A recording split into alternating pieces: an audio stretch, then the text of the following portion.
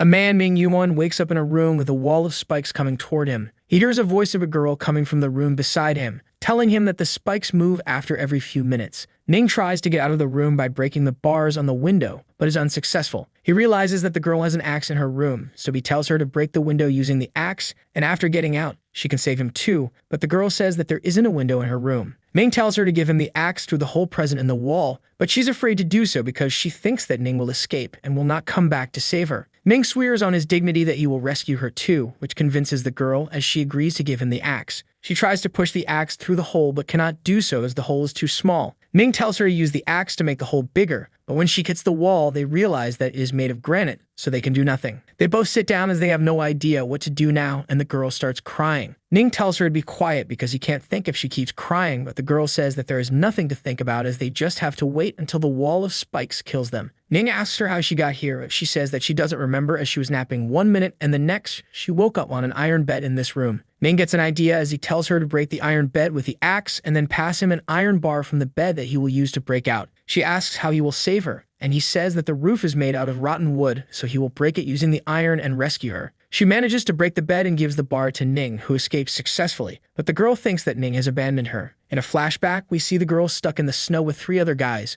When one of the guys gets injured, she treats him as she has studied medicine and her father is a doctor. Her name is Su Jin, and as she treats the injured man, the other 2 pull her to the side and say that they should leave the injured man here as they can't escape with him, being a burden on them. The man hears everything and starts shouting at the 2 of them, but Su Jin tells him to calm down as the other 2 are just over their heads, but they say that their decision is final as they give him his half of the food and leave. The man thanks Su Jin for staying with him and curses out the other 2. But Su Jin says that they made the right decision as she is the only one who can treat him. It's better that the other 2 are now looking for rescue teams because they would have been useless if they were to stay here. She also reveals that her father used to say that if you can survive, everything is forgiven. The man, seeing her kindness, tries to kiss her, but she leaves saying that she should try to find some food and herbs. The man asks her to be his girlfriend if they can survive, but she rejects him, saying that she prefers intelligent boys over athletes. After a while, as she comes back after collecting food, she sees that the man has abandoned her with a message saying that in case of survival, everything is forgotten. In the present, she curses out all men when Ning breaks through the window and saves her.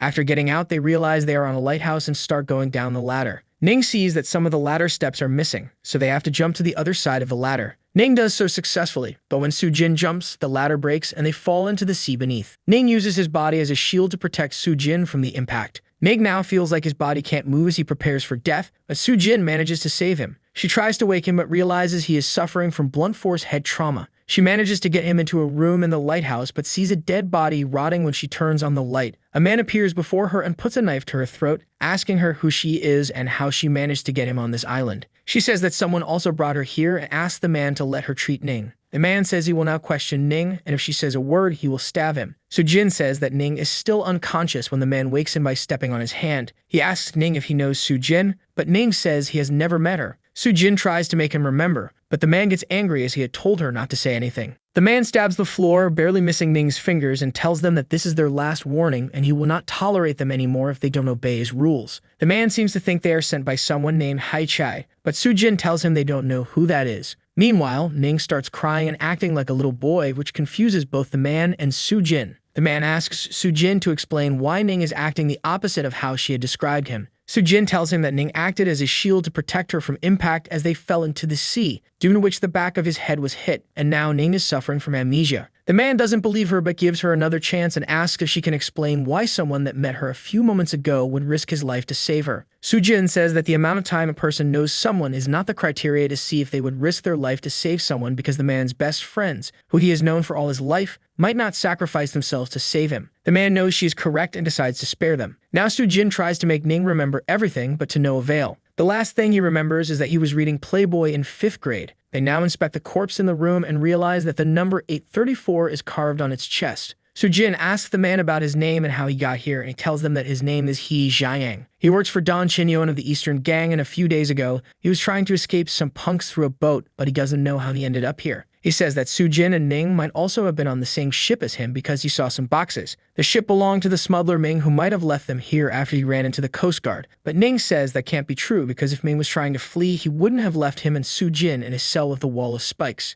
Ning thinks this is all a game and that the numbers on the corpse's chest are a code. Sujin agrees with Ning that these puzzle-based adventure games are very popular these days, and she believes there must be other clues here. They again inspect the corpse and see a small scroll in its ear, which shows a map of where they are. Ning realizes that he has seen this map before, but he can't remember where he saw it due to his memory loss. The next morning, Jiang wakes Sujin and Ning and tells them they are going to the point on the map where X is marked. When Sujin tries to disagree, Jiang says that he doesn't trust them and they should behave like his slaves if they want to survive. They now go through a forest where they find a trap with fresh blood. Jiang tells them to cover up their tracks as they don't know who is present on this island and also orders them to find food. Later, as they are eating food near a cave, Jiang tells Sujin to make a bed out of hay in the cave while he tells Ning to keep a watch and not come inside the cave, otherwise he will kill him. Jiang goes into the cave and tries to rape Sujin, but Ning intervenes and says they are a team so he can't keep quiet while Jiang attacks Sujin. Angry with him, Jiang leaves them alone and he sits outside alone thinking about how shameful it is that he got lectured by Ning. He now hears a scream and goes with Sujin and Ning to where they found the trap. They see a person running from someone as he falls into the trap, but they don't help him as they can't see who is chasing the man. As the man crawls out of the trap, his chaser arrives and kills him, which causes Sujin to faint. They go back to their cave and Jiang tells Ning to get some sleep as he will keep a watch. The next morning, Ning and Sujin are collecting coconuts when a mouse appears near Sujin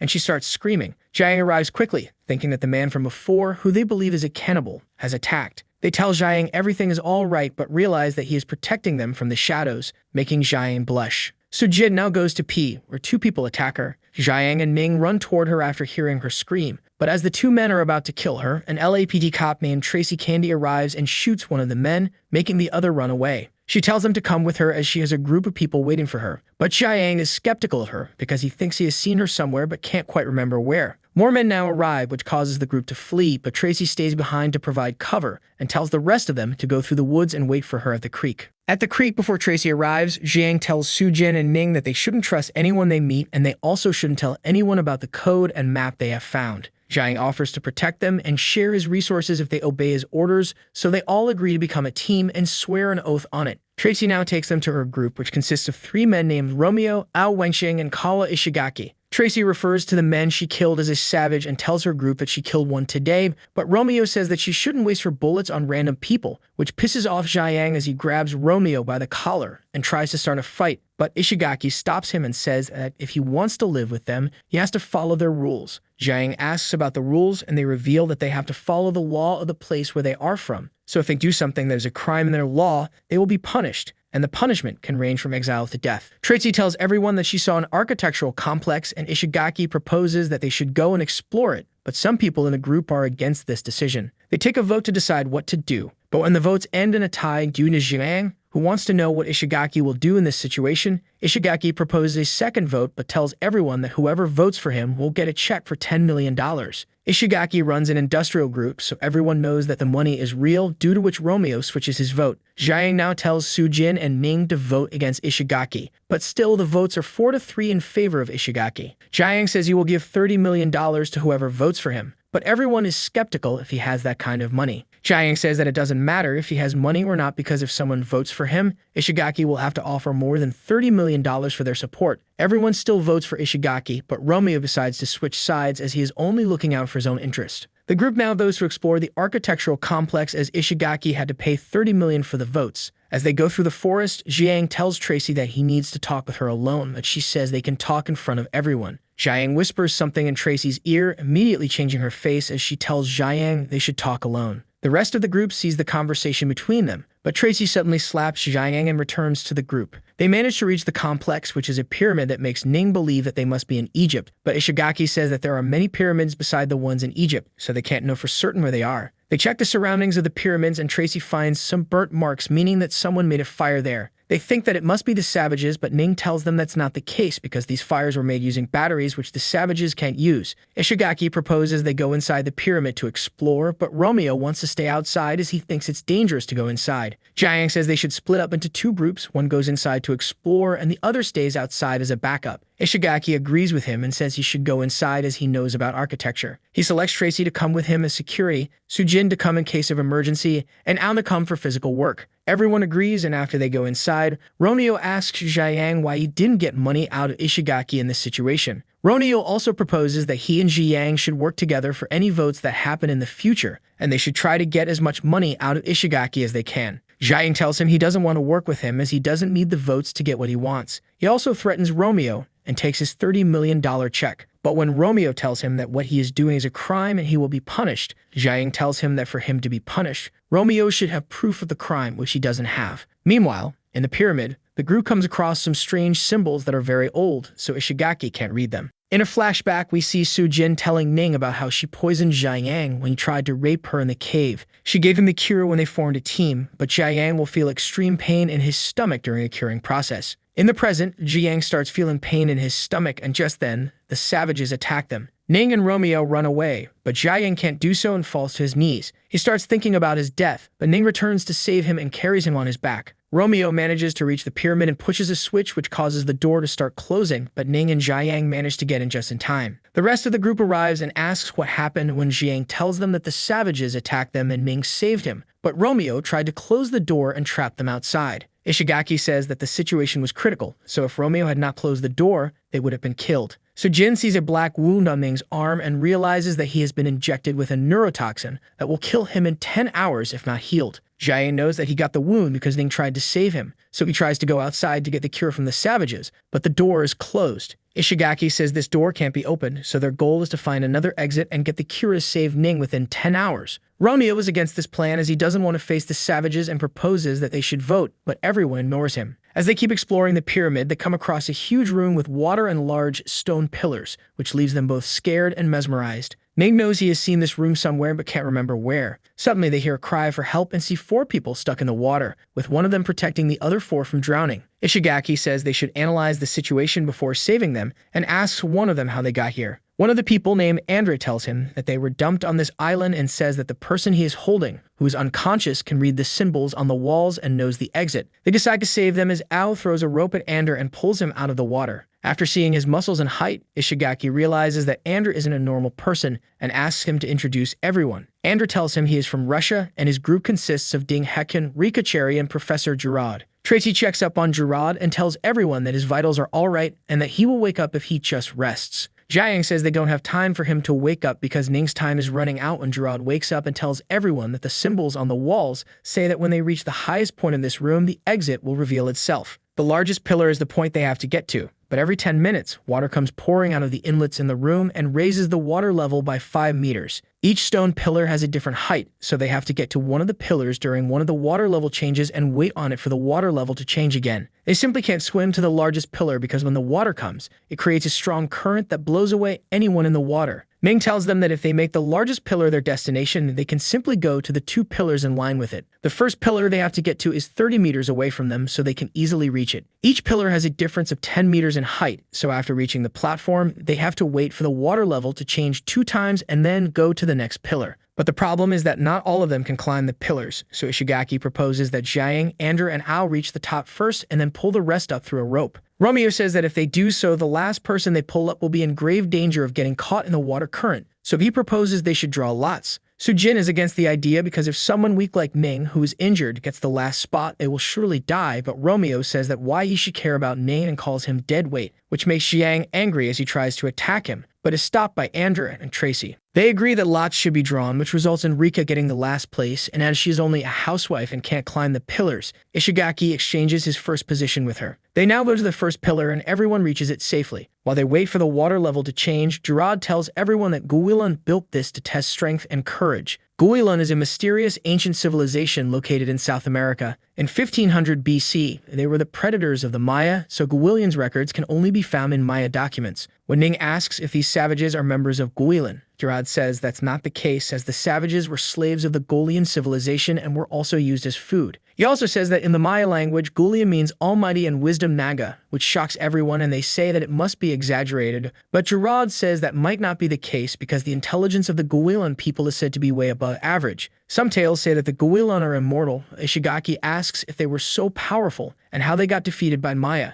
Gerard says that they were not defeated. Instead, they all disappeared with the island they lived on. Ning starts getting a headache because he knows he has heard all of this before, but Sujin tells him to forget about it and just think about escaping for now. They now get to the second pillar, where they see a door which makes them think that this might be the exit, but they decide to go to the last pillar, just as it was written on the walls. Andra gets to the top first and sees a door, but Jiang falls while climbing along with Oh. Andra tells everyone to hurry up as he pulls up Rika, who, after getting to the top, touches the door, which flips, and she gets trapped on the other side, and at the same time, the door they saw on the previous pillar opens. Everyone gets up to the pillar, and Tracy explains how she saw Rika getting trapped. Ishigaki tries to get her out, but Gerard tells him it's no use as the writing on the door says that a sacrifice is required for the real exit to the altar to open, which is the previous door. He also tells them the water will start going down, so they must ride the lowering tide and swim to the other door. Though proposes that he should swim to the door first, and he will give them a rope so they all can reach it too. During this, Ding blacks out but remembers that his master told him never to give up as his eyes open, and he manages to get to the door. They go through the door and see some human skeletons and a snakeskin that appears to be hundreds of years old. Ning's condition starts to worsen as the poison spreads through his body and he falls unconscious.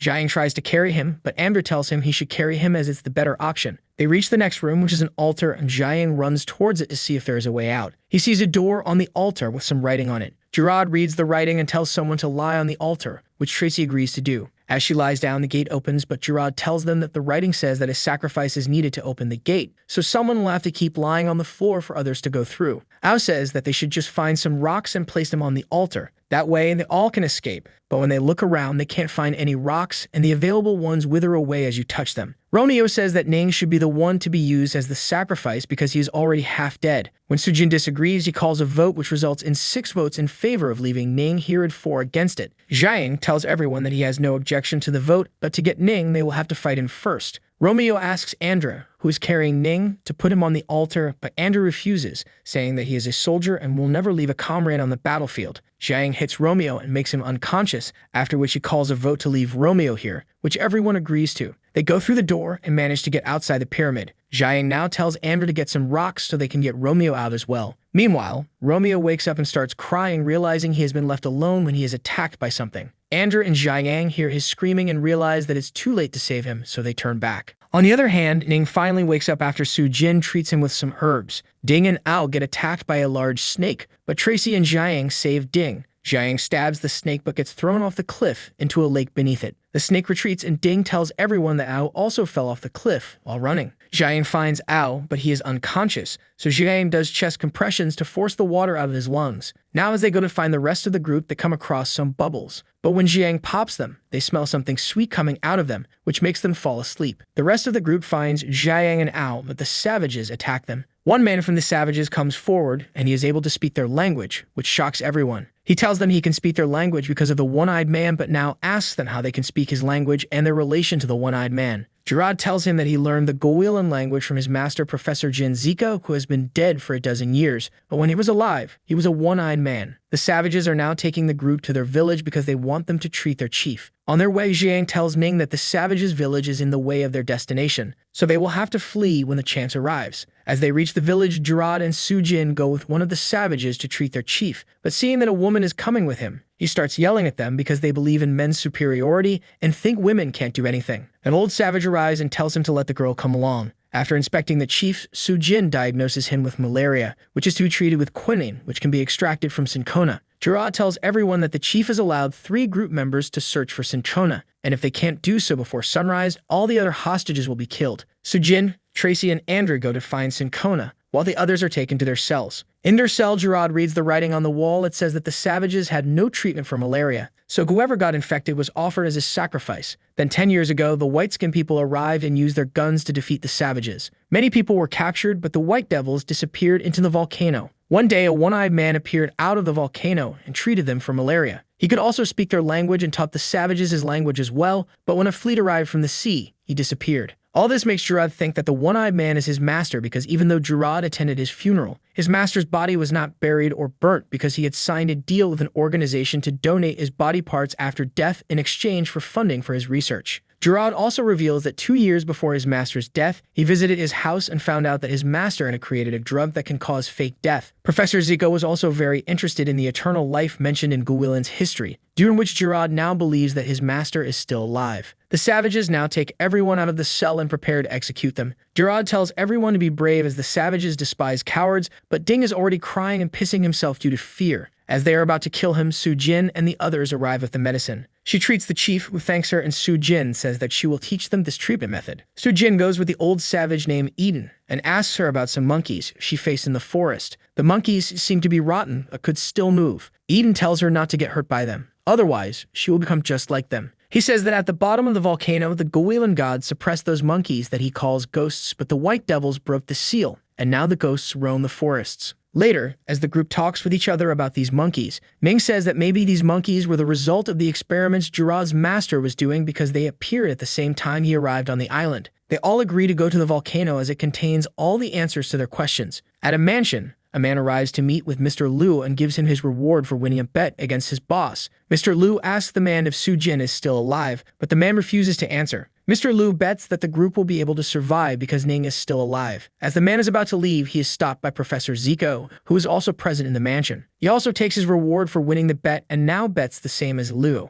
Zico asks Liu why he believes in Ning so much, and Liu says that these obstacles are nothing for Ning. But when Zico tells him that Ning is suffering from amnesia, he gets a little nervous. Meanwhile, the group gets along with the savages as they go fishing together, and Su-jin is even teaching Eden how to treat different diseases. Jiang now takes a puff from the pipe that Eden is smoking, but it's too hard for him, so he passes out. Now they go back to the chief where they toast with wine, but Andrew's attention is on an archery competition going on. Mogu, a savage, gives him a bow left by the one-eyed man and tells him that if he wins against him in archery, he can keep the bow, but if he loses, he will get Andrew's hat. They agree, but Andrew gives him his hat even though he wins the match. Jiang now wakes up and sees that ghost monkeys have come to his village, but Mogu and Anders save him. Mogu sees that another savage has been hurt by the monkey, which means that he will turn into a ghost himself. Eden says to cremate him, but Mogu refuses as, in their culture, a savage only receives peace if he is buried. He decides to dismember the savage's body before burying him so that he can't climb out even if he turns into a ghost. Mogu takes him into the forest to dismember him, but he escapes after he bites Mogu's hand. The others arrive and Eden asks Mogu what happened to his hand, but he lies and says that he scratched it. After going back, Ning asks Eden if the ghost monkeys have ever infected others, and Eden tells him that everyone that has ever been infected has died, including his son Jackson. The next morning, before they leave for the volcano, they stay to see the ceremony of Mogu becoming the new chief. As Mogu drinks the chief's blood as part of the ceremony, Eden starts laughing and tells the group that if someone is bitten by the monkeys, the symptoms might not appear immediately, but if they are to eat the ghost's organs,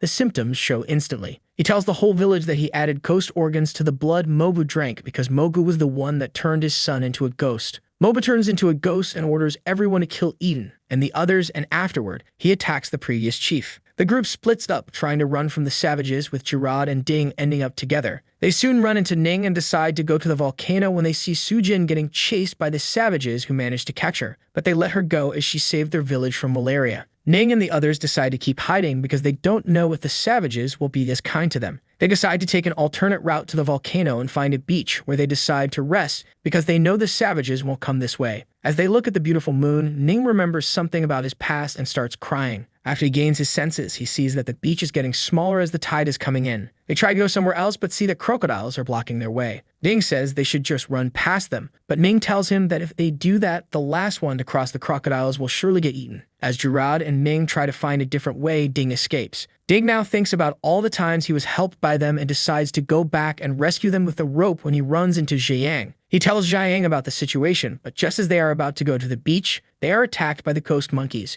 Jiang tells Ding to help them while he handles the monkeys. At the beach, Ding throws the ropes to Ning and Gerard, who are now hiding by climbing on a tree. They connect the rope to the tree that Gerard uses to get back, but when it's Ning's turn, the rope gets too close to the ground, so he has to walk on the rope while balancing himself. He manages to get across, but before he can reach the shore, a crocodile catches up to him. Fortunately, Jiang arrives there and saves him. Ning realizes that the monkeys have hurt Jiang, but there might still be time before he turns into a ghost. Ning says that there might be an antidote to cure him at the volcano, so he should come with them. But the others tell him to stay back as they are afraid he might turn into a ghost. Gerard says that he will mark their direction so Jiang can follow them even if he stays back. Meanwhile, Su-jin is startled by Ishigaki and Ao, due to which she screams, which is heard by everyone. Andrew and Tracy immediately come to help her, but they are attacked by the monkeys. They manage to escape but leave their food behind and think about going to the volcano without the food, but Su-jin tells them that there will be no food and herbs at the volcano, so Ishigaki splits the group into two, with one going to get the food and one searching for herbs.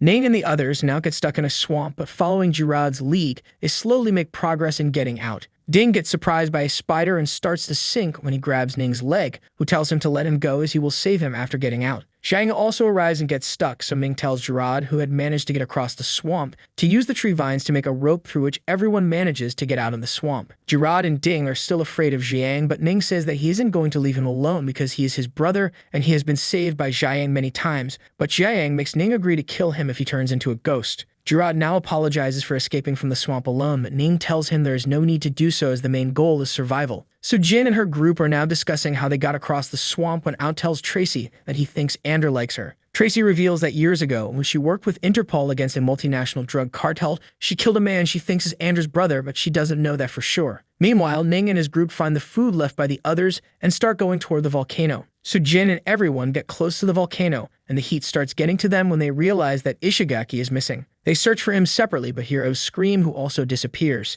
Andrew and Tracy are suspicious of each other and are blaming one another when they hear Soo-jin screaming and see her drowning in quicksand. They try to help her but get sucked into it and fall through it into a cave where they are reunited, but they find Ishigaki unconscious. Ning and his group also reach the volcano and find a hot spring, but suddenly Gerard starts showing symptoms of malaria. They know Soo-jin has some medicine to cure it, so they need to find her as quickly as possible. They see Ishigaki's coat on the water stream and decide to follow it. They find a cave, but only Ding and Ning go inside because Gerard can't walk anymore and Jiang stays with him for his safety. On the other hand, the other group tries to find a way outside, so Ander proposes that he and Tracy should go and look, but Lu offers to go instead because of the past between Ander and Tracy, but Tracy says that she will go. Ander and Tracy come across a man-built tunnel, and after further exploring, they realize that it's a research center, which means Ning's theory about Professor Zico was correct. They split up as the path divides into two when Tracy is attacked by someone who she believes to be Ander and starts firing at the person. Hearing the gunshots, Ander tries to reach Tracy, but she tries to shoot him because she thinks he attacked her. This pisses off Ander, who now tries to kill her too, and while they are fighting, Ning and Ding arrive and try to stop them. Ning tells her that they saw Ander in the hallway when the first gunshots were fired, which means he wasn't the one who attacked her. Tracy doesn't believe them, and Ander tells Ning that Tracy is a criminal and he is the real Interpol. Ning, seeing that they aren't going to stop trying to kill each other, threatens to destroy all the remaining food if they don't stop fighting. Ning and the others return to where Ishigaki is, and Ning asks Soo-jin to come with him to treat Gerard and Jiang. He tells her that the ghost monkeys have infected Jiang, so she should just give him the medicine to treat Gerard, but she says she will have to inspect him before giving any medicine. Ander also goes with them, but Jiang and Gerard are nowhere to be found. After looking for them for a while, they see Jiang's knife stabbed into the wall. Ning, seeing that Ander, who is 2 meters tall, has to jump to get to the knife, realizes that Jiang in his condition couldn't have stabbed the knife that high. They go back to the group, and after Ishigaki wakes up, they go to further explore the research facility. Seeing the construction equipment, Ishigaki and Ning deduce that there must be a harbor through which the equipment is being transported, and if they can find the harbor, they will surely find a radio or some satellite communication. They now come across a room requiring an ad to get in, so they use the ad of a dead researcher beside the door. Ishigaki enters the room and, seeing a supercomputer,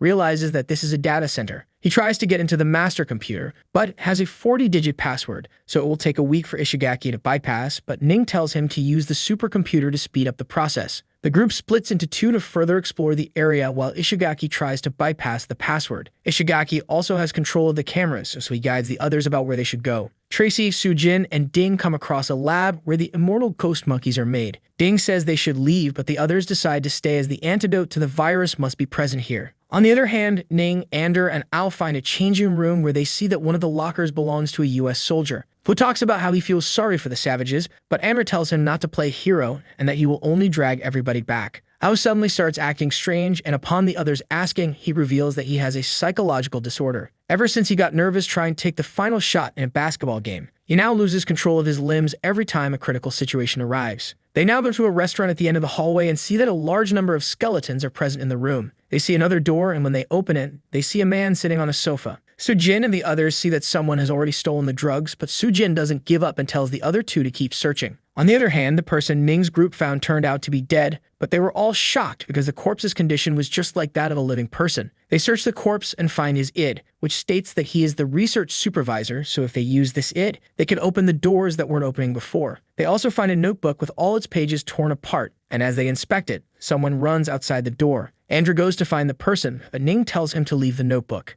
Andrew leaves the book, which Ning further inspects and finds something written on its last page. Someone now attacks Sujin's group with a grenade, but they are unharmed due to Tracy's quick actions. Tracy tells them that she saw that Andra attacked them, but Sujin says they shouldn't jump to conclusions. Tracy says she will provide cover, so Sujin and Ding should try to run for the door in front of them, but they know that the first person that rushes out will be in the most danger. Ding offers to be the first one and manages to reach the door, but it's too heavy, so he only manages to keep it open until Sujin and Tracy can get on the other side. Ding can't get across the door when a grenade falls on his foot and explodes. Tracy and Sujin try to find a way out, but all the other doors are closed except one which leads to a bathroom. They hide in it, but suddenly smoke starts coming out from the showers, which causes them to fall unconscious, after which the man attacking them opens the door. Ning and Ao get back to Ishigaki and ask him about the explosion when Ishigaki tells them Andra attacked Sujin and Tracy because he saw him carrying them out in a trolley. Ning says they shouldn't blindly attack Andra and should try to predict his next move. Ishigaki says that it will still take a while for him to crack the code, but Ning says that he doesn't have to do that anymore because he has already found the password. He gives Ishigaki the notebook from the corpse and reveals that at the end, something is written that amounts to 40 words. Ishigaki puts the words in the computer and the password is accepted, but a secondary verification is required in the form of the handprint of the supervisor, and if it isn't provided within 10 minutes, the system will self-destruct. Ning and Ishigaki manage to convince Ao to go to the corpse, cut off his hand, and bring it back because he is the only one fast enough to do so within 10 minutes. After reaching the corpse, Ao can't bring himself to cut off its arm and decides to carry the whole corpse back. Ao reaches back, and as time is about to expire, he jumps with the corpse toward the computer. And with that, the story ends on a cliffhanger.